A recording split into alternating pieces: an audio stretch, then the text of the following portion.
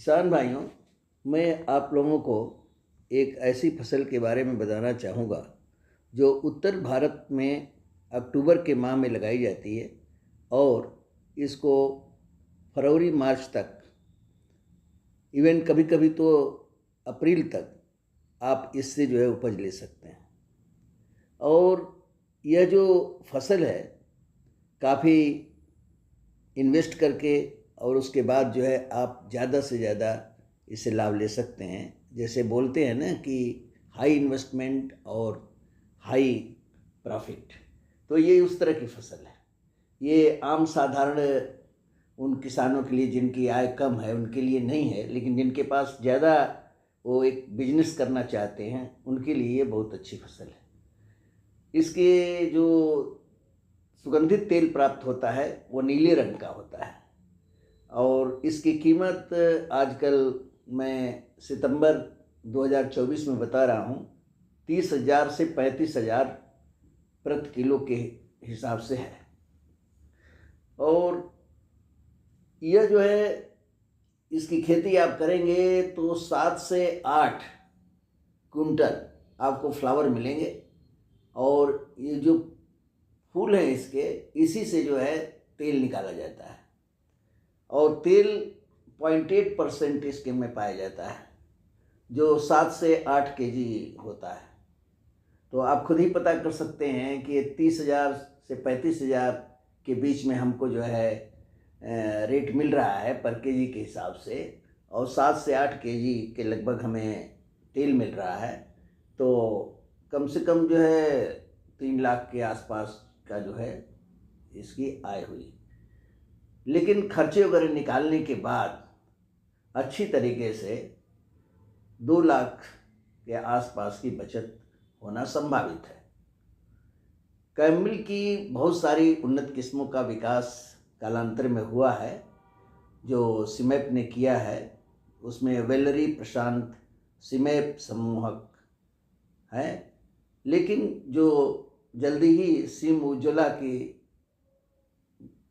प्रजाति निकाली गई है वो बहुत अच्छे उपज दे रही है। इसको आप लगा सकते हैं। इसके फूलों का उपयोग जो है चाय, हर्बल, स्नान, सुगंध एवं सजावट के लिए किया जाता है। इसके सुगंधित तेल का उपयोग साबुन, कॉस्मेटिक, शैम्पू, क्रीम, फार्मास्यूटिकल्स तथा घरेलू दवाइयाँ, माउथ वॉश, एरोमा थेरेपी के लिए उपयोग में बहुधा किया जाता है। कैमल के फूलों से प्राप्त तेल की गुणवत्ता, उसमें पाए जाने वाले कैमोजुलिन एक पदार्थ होता है उसके ऊपर आधारित है। और जैसे और फसलों के लिए आप बलुई दोमट मिट्टी अच्छी होती है जिसमें पानी न लगता हो, और खैर रबी के मौसम में तो ज़्यादा पानी लगने की संभावना भी नहीं है, तो उस तरह से खेत का आप चुनाव करें। खूब अच्छी उसकी 2-3 जुताई करके भुरभुरी मिट्टी को बना लें। और इसके लिए अक्टूबर के माह में करीबन 1,000 से 1,200 स्क्वायर मीटर की जगह में 700 से 750 ग्राम का बीज ले करके जो है नर्सरी तैयार करें। और जब नर्सरी तैयार हो जाए, करीबन 4-5 इंच का हो जाए, तो आप इसको नवंबर के महीने में मुख्य जो खेत है उसमें 50 × 30 सेंटीमीटर के अंतराल पर समतल भूमि में पौधरोपण कर दें। इसके बाद जो है एक हल्की सिंचाई कर दें। यदि आप बीज द्वारा सीधी बुआई करके खेती करना चाहते हैं तो इसमें आपको बहुत ज़्यादा जो है बीज लगेगा और ज़रा कम पैदावार होने की संभावना होती है। जहाँ तक नाइट्रोजन, फास्फोरस और पोटास देने की बात है, तो सीमेप के वैज्ञानिकों की जहाँ तक बात है उनका ये सुझाव है कि 80-40-40 के हिसाब से नाइट्रोजन, फास्फोरस और पोटास प्रति हेक्टेयर की दर से डालना चाहिए। तो इसमें क्या है कि आप नाइट्रोजन को जो है आधा जो है पहले ही जुताई के समय और पूरा फास्फोरस और पोटाश डाल दें, जैसे आपकी गेहूं की खेती करते हैं। और जो आपका आधा बचा 40 किलो नाइट्रोजन, उसको आप 2-3 बार में जब जब सिंचाई करें तब तक आप हाथ से छिड़काव कर दें। अच्छी फसल लेने के लिए ज़रूरी है कि 2-3 सिंचाई की जाए और हल्की सिंचाई करना चाहिए। और जितने बार आप फूलों को तोड़ें उसके बाद जो है सिंचाई करें, उसके बाद खाद डालें और वह उसका छिड़काव कर दें नाइट्रोजन का। ये जो आप पहली जो फूलों की तुड़ाई करेंगे वो करीबन 60 दिन के बाद जो है करना चाहिए। और उसके बाद 15 दिन के अंतराल पर 3-4 बार फूलों की तुड़ाई करनी चाहिए।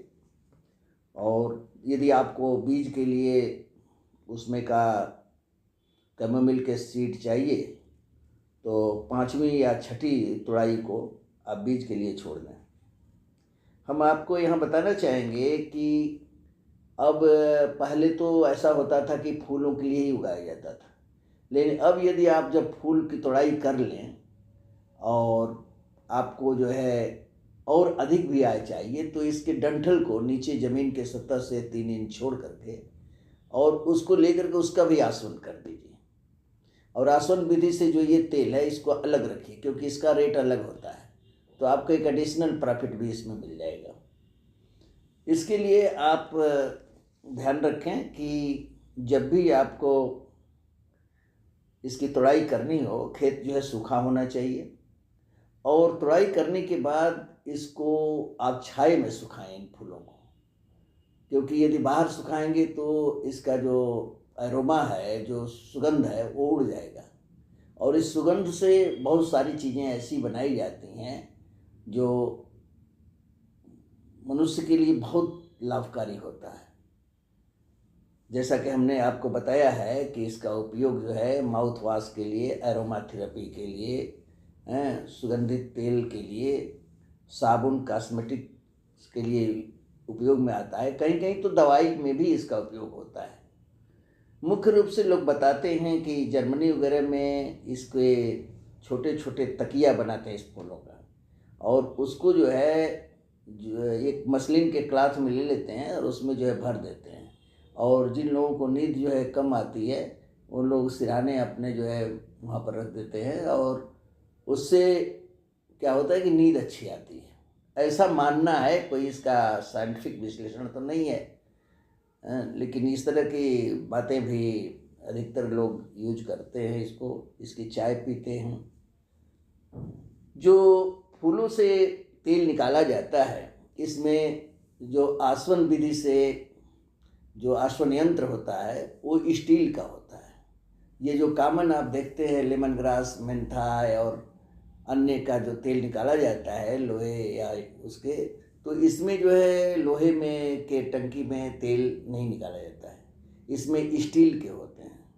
और इसका जो प्रबंधन पहले से ही करना पड़ता है। और यदि आपको जानकारी इसके बारे में चाहिए तो सीमैप लखनऊ के जो वैज्ञानिक हैं उनसे जो है बात कर सकते हैं।